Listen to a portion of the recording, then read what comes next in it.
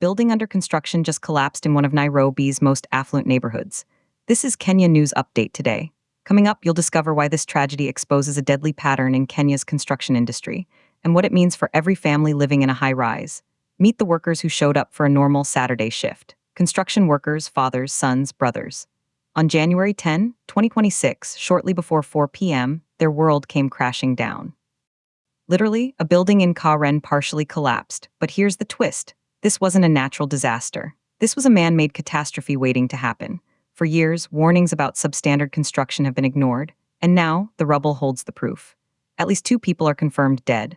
7 others are injured, with 2 fighting for their lives at Kenyatta National Hospital. 2 workers escaped unhurt, pulled to safety by brave members of the public.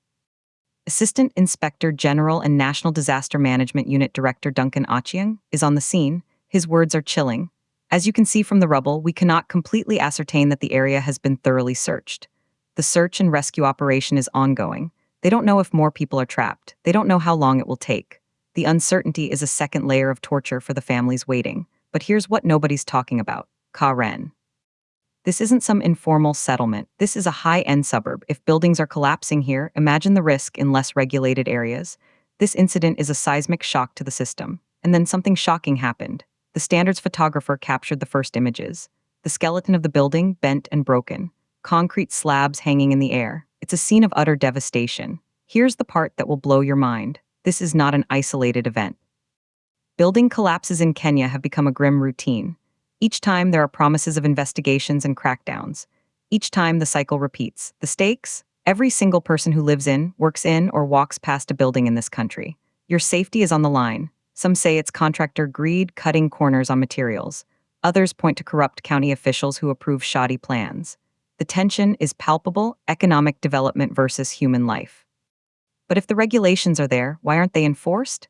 The impact is immediate and brutal. Families shattered, survivors traumatized, a community left asking how this could happen next door. The controversy is clear. This is a failure of oversight, a failure of accountability. It leaves one burning, unanswered question. How many more warnings do we need before someone is finally held responsible?